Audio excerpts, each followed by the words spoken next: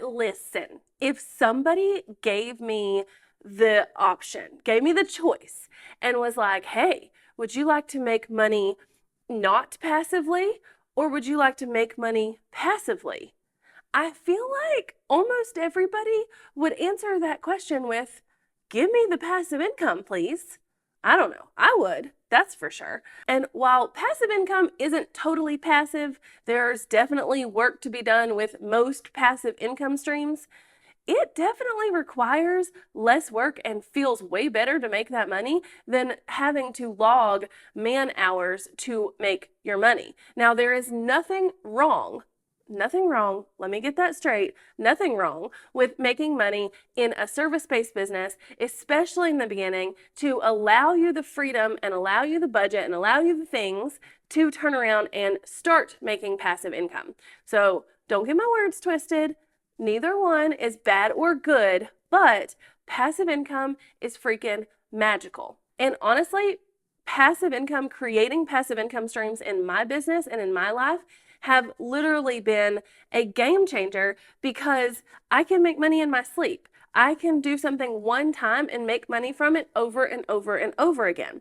So today, I want to run down 3 passive income ideas that I think anybody can start right now to work up to the point where they make at least 10K per month. I can tell you without a shadow of a doubt that each of these income streams have made me 10K or more in a month at any given time in my business. So it doesn't necessarily mean that they all make 10K per month every month, but I've definitely seen the numbers in the bank account from each of these at some point. Well, hey, howdy, hey, y'all. What is up? If you're new here, hi, I'm Jessica Stansberry, and I am pumped that you are here. I'm a big believer in creating a life that you love and not having to go down a normal path. And when I tell you that passive income isn't normal, it's really not. It's definitely normal in like the entrepreneur space, in the creator space, that kind of thing. But honest to Pete, when I explain my business to someone who's outside of this space, they are very confused. So we're definitely hitting on the not so normal side of life today. And I thought I would do this video because the last several videos I've done, you guys have absolutely loved. You've jumped all over the digital products that we can create and side hustles and all the things. So I wanted to bring you another video kind of in that series to show you the types of income I would create if I was looking for passive income in my life and business. Now, this is not an exhaustive list. There's only 3 on my list. But this is a list of where I think most people would want to start with passive income. So definitely not an exhaustive list, definitely not the only things you can do, but these are the 3 that I would start with immediately. Actually, I need to give a disclaimer, okay? So there's a few types of passive income where this wouldn't be the case. So think like stocks and things like that, where this wouldn't be the case. But for the most part, to really be successful at passive income, you do have to have an audience behind you that's going to buy the things that you're turning into passive products. So as we talk through this, understand that, but also understand that you don't have to have a huge audience. You don't have to have this like massive amount of people following you or behind you or watching your channel or whatever the scenario is. You just have to have people who are interested in what you're doing and who will see you as an expert so that when you go to sell these passive things, they trust you and they're going to buy them from you, okay? The first one of these passive income ideas I want to mention is probably the easiest one to get started with. So if you're like, wait, where do I start? How do I do this? Like, what can I do? This one is probably the easiest place to start, and that is with affiliate marketing. Now, what is affiliate marketing? First of all, I have a ton of other videos on my channel, so I'll make sure I link those below that kind of break it down from the basic level and explain what affiliate marketing is and all the things. But in its most basic form, affiliate marketing is essentially being paid to sell someone else's product. So companies want affiliates because what happens is that a company may not be able to reach all of the people that they could possibly reach, but if they will partner up with people who already have existing audiences, so people like myself, people like you, people who blog, people who YouTube, people who Instagram, if they will partner up with those people, then they will be exposed to a new audience. And in payment for being exposed to a new audience and for someone with an audience to talk about them, they give them a cut of the sales. Now, the easiest way to get started with this is with Amazon's affiliate program, because pretty well anybody can get approved for that. You do have to sell a certain amount of things within a certain time frame. I think it's like, so many things within 60 or 90 days, but that's pretty easy done if you'll just go ahead and point like your mom and your sister that direction, right? But honestly, most companies have an affiliate marketing program. So I love ClickUp, and I talk about ClickUp, and I love ClickUp, and I would talk about ClickUp regardless of whether or not I was in their affiliate program. But after a while, after talking about them, they came out with an affiliate program, and I'm now an affiliate. So every time someone watches one of my ClickUp videos and they go purchase ClickUp, I get a commission from that. If I go tell you to buy this camera on Amazon, I will get a commission from that if I share my affiliate link with you. And honestly, this is a super easy way to make money. However, this is like the easiest way I'm going to mention, but it's also the one that might pay out the lowest, okay? Because affiliate marketing is generally a small percentage of whatever you just sold. So if I go tell you to buy this mouse on Amazon, it is like $100 mouse, okay? If I tell you to go buy this mouse on Amazon, I might make $1 or $2 every time someone purchases it. It's not like I'm making 50% commission. It's like 1 to 15% usually on Amazon, and then it could be more than that on some other sites or with certain things. It kind of just depends. But it is definitely not going to get you richest the quickest unless you have a really large audience who's ready to buy everything you talk about. So if you have a big audience here on YouTube, and let's say you want to do like what's in my bag or whatever, because those are really popular videos, and you show off, your AirPods and your computer and your whatever, right? Like if you show off all these things and people go and purchase them and you have a large audience, that could net a pretty decent amount of income for you. But if you have a small audience, this might be a small step, but it's a great step in the right direction of passive income. Okay, so the second one we're going to talk about is probably next easiest and next level of income. So eventually we're going to even out here, right, and be kind of hardest but most income, okay? So this one is number 2 on the scale of easy and is number 2 on the scale of 3, right? 1 to 3. It's number 2 on the scale of income. And that is exactly what I talked about in my last video, and that's digital products. So I'm a big fan of digital products because they're very easy to create. You create them one time and sell them over and over and over again. And depending on your type of business, the audience you have, whatever, you could have really great potential to sell a lot of a certain digital product, to make a lot of money here.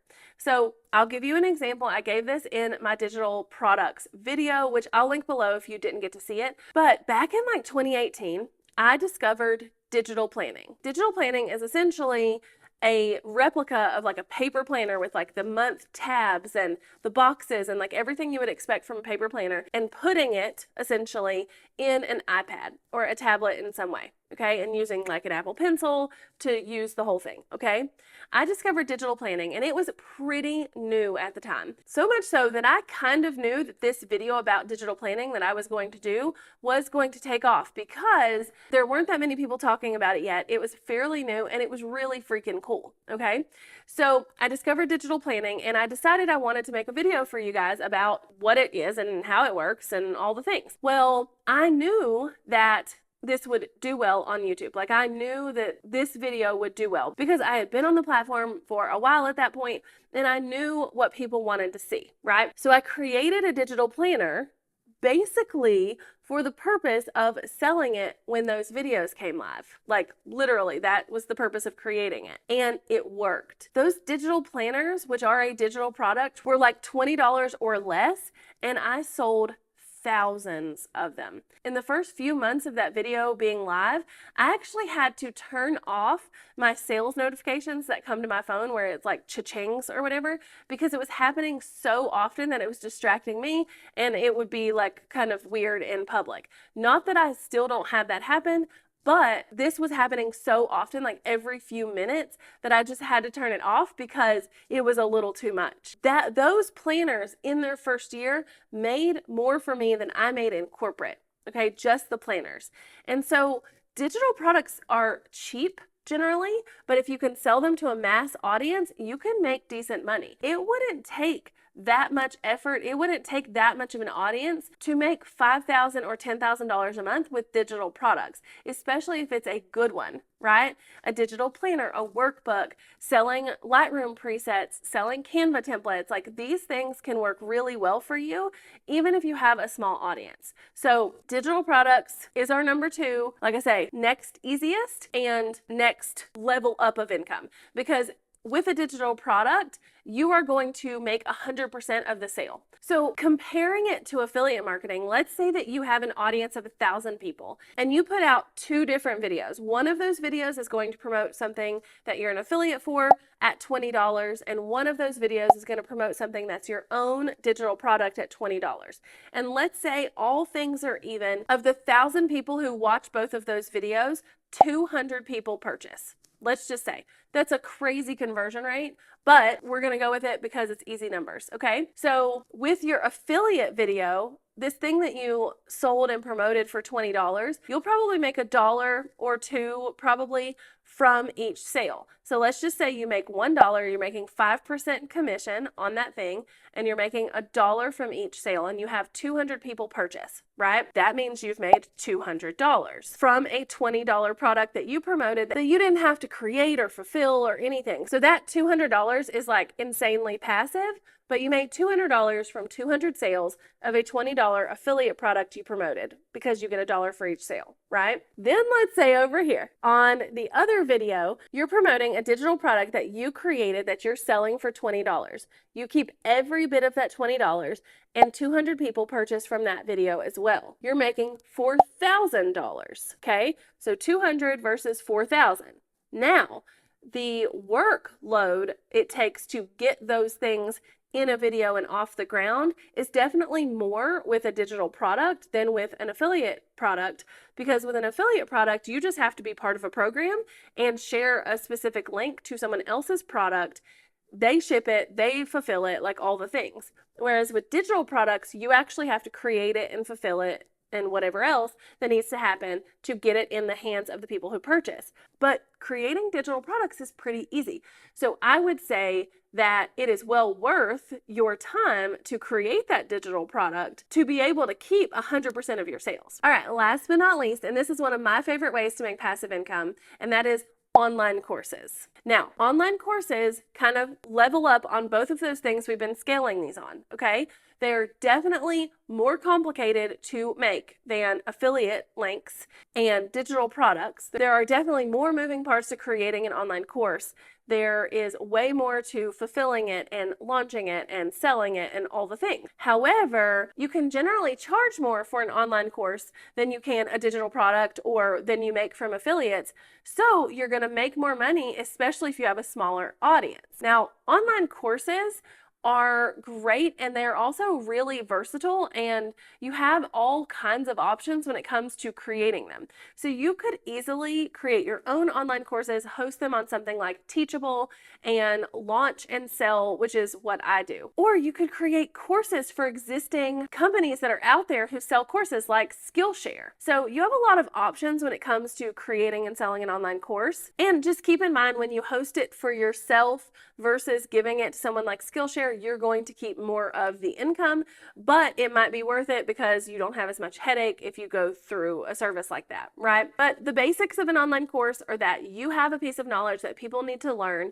and you can put it together in like a video or audio format and allow them to go through this course to learn the thing. Courses are generally anywhere from $100 all the way up to thousands and thousands of dollars. My YouTube Rockstars course is like $1,500, but I have courses that are $200. I have one course that's $27. But in general, you can charge way more for an online course than you can for a digital product. $17 to $20 was about the max I was going to be able to charge for a digital planner, right? Because that's what other people were charging. And at what point is someone going to pay more than that for a planner that lives in their iPad, right? So let's say $17 was kind of my top out for this digital planner.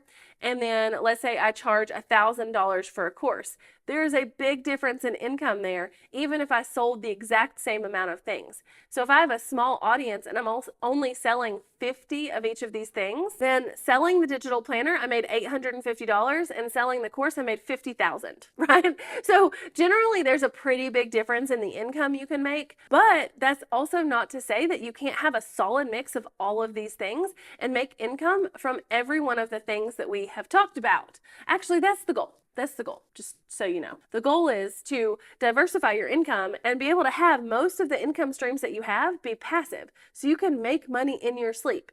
I can sell online courses in my sleep. I can sell digital products in my sleep. I can have people who click my affiliate links because they're watching a YouTube video in my sleep. I don't have to be personally involved with each of those sales, and that's what makes them passive. So if you're ready to make like 10K or more per month passively, these are the places I would start. And honestly, you're going to be better off if you kind of just do them all. So if you have any questions, hit me up in the comments below and let me know what you guys want to see next here on this channel. I'll be honest, my engagement and views and all the things are way up over the last few weeks, and I am not complaining.